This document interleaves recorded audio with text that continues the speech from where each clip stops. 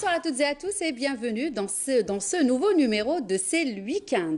Elles ont le vent en poupe dès l'arrivée du printemps. Il s'agit des allergies saisonnières.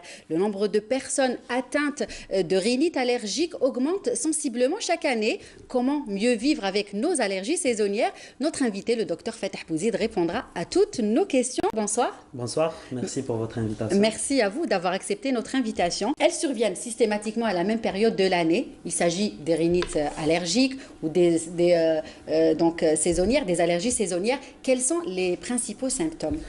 Alors, les principaux symptômes de la rhinite allergique, le principal symptôme, c'est la rhinorrhée claire.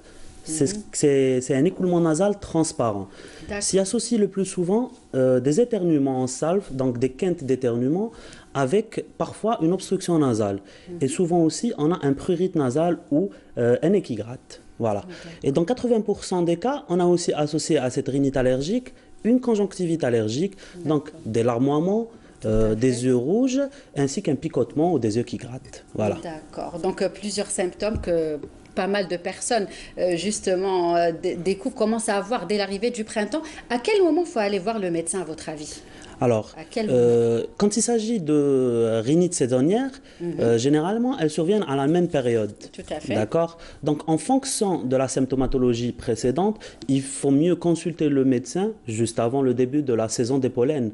D'accord. Donc, il y a différents types de pollen. Donc, en fonction de la période où on a l'habitude d'avoir les symptômes, il vaut mieux consulter juste avant. D'accord. Et puis, qui est concerné justement, à votre avis, par ces allergies? Alors, tout le monde pourrait être concerné. Ça commence dès 4 ans, principalement, pas avant. À partir de 4 ans jusqu'à 90 ans, on peut développer une rhinite allergique saisonnière à n'importe quel âge. D'accord. Voilà.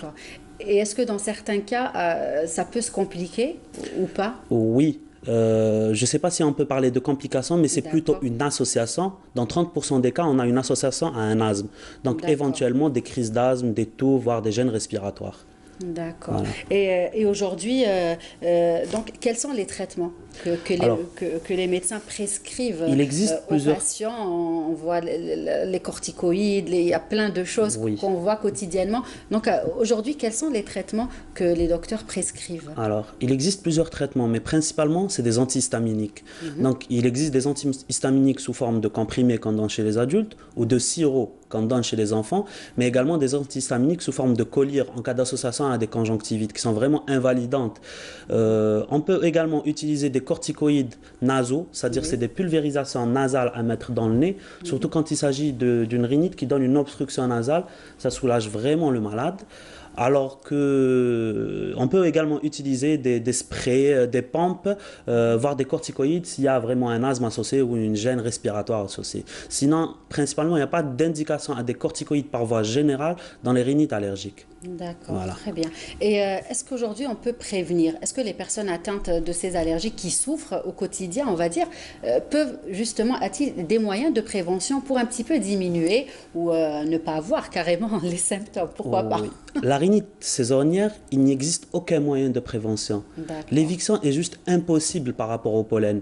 Les pollens traversent des dizaines, voire des centaines de kilomètres chaque jour. Donc, la personne ne peut pas être enfermée toute la journée dans une maison. Les moyens d'éviction existent pour les autres types de rhinites, comme par exemple les rhinites aux acariens. On peut instaurer des mesures d'éviction. Une rhinite au chat, on vire simplement le chat. Voilà. Mais dans une rhinite saisonnière au pollen, c'est vraiment impossible d'instaurer des mesures d'éviction. D'accord. Et on va parler des autres rhinites, justement, dont les enfants souffrent beaucoup. C'est toute l'année ou tout dépend des saisons aussi? Tout dépend du type de rhinite, mais par exemple, une rhinite aux acariens, c'est ce qu'on appelle une rhinite perannuelle. C'est une rhinite qui dure toute l'année. Mais même par rapport à la rhinite aux acariens, on a des exacerbations ou des aggravations saisonnières. D'accord. Par exemple, en hiver, la rhinite aux acariens s'aggrave parce que généralement les gens ouvrent moins les fenêtres, c'est moins aéré et ils surchauffent aussi l'atmosphère intérieure. C'est très mauvais de chauffer l'intérieur de maison parce qu'on donne la température idéale aux acariens pour proliférer. Tout à fait. Voilà. Donc oui, il y a des aggravations saisonnières, mais ça dure pratiquement toute l'année pour les autres types de rhinites. D'accord. Et on va revenir à la rhinite allergique. Très souvent, elle peut être prise pour un rhume. Oui. Oui, très souvent elle est prise pour un rhume à tort alors qu'on n'a pas tous les symptômes du rhume, mais oui, ça ressemble trait pour trait à un rhume. D'accord. Voilà. Et donc aujourd'hui, si on doit donner des conseils aux téléspectateurs, aux gens qui nous regardent et qui souffrent quotidiennement dès l'arrivée du printemps de ces allergies saisonnières, qu'est-ce qu'on pourrait dire? Alors, l'idéal, c'est de consulter justement un médecin, voire un allergologue qui fait ce genre de pathologie. Donc, il faut établir un diagnostic précis en se basant sur les signes cliniques et aussi en faisant ce qu'on appelle des tests cutanés. Les tests cutanés, on utilise des extraits allergéniques. Voilà, justement, parlez-nous un petit peu de ces tests. Expliquez-nous un petit peu Voilà, le principe de ces tests. Ouais, c'est un test qui dure 20 minutes.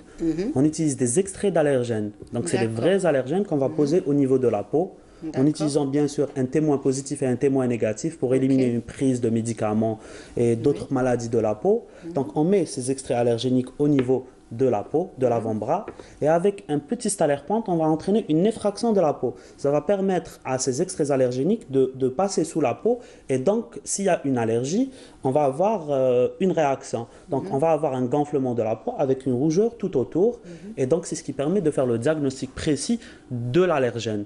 Par exemple, parce que dans les pollens, il y a différents types de pollen, il n'y en a pas qu'un seul, et c'est en fonction du type de pollen que la symptomatologie va s'installer à telle ou telle période. Voilà.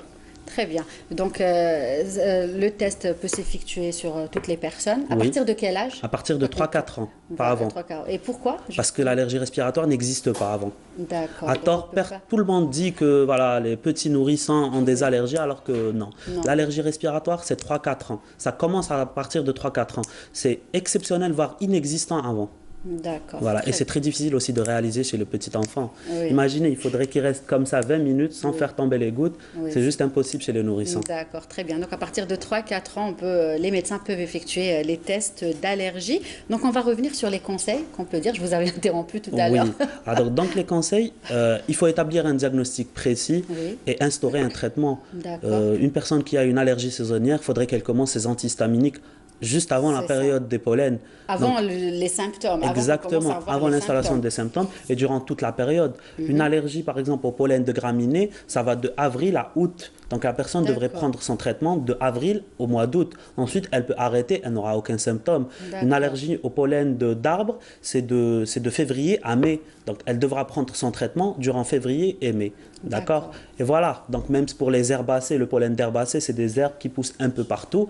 Ça va de mai à octobre. Donc la personne devra prendre son traitement de mai à octobre. D'accord. Voilà. Donc le secret, c'est de s'y prendre avant l'arrivée de la saison, on va dire, qui cause problème pour toutes ces personnes. Donc les éléments qui peuvent apporter un plus aux personnes qui souffrent d'allergies saisonnières, donc la prévention, c'est de s'y prendre, vous le disiez tout à l'heure, à l'avance. C'est de s'y prendre à l'avance, exactement. C'est de s'y prendre, aller vers un pédiatre quand il s'agit d'un enfant, un pédiatre qui fait de l'allergologie ou un allergologue pour établir un diagnostic et mettre en place un traitement adapté pour chaque personne. D'accord, très bien. Est-ce que vous avez déjà donné votre sang ou pas?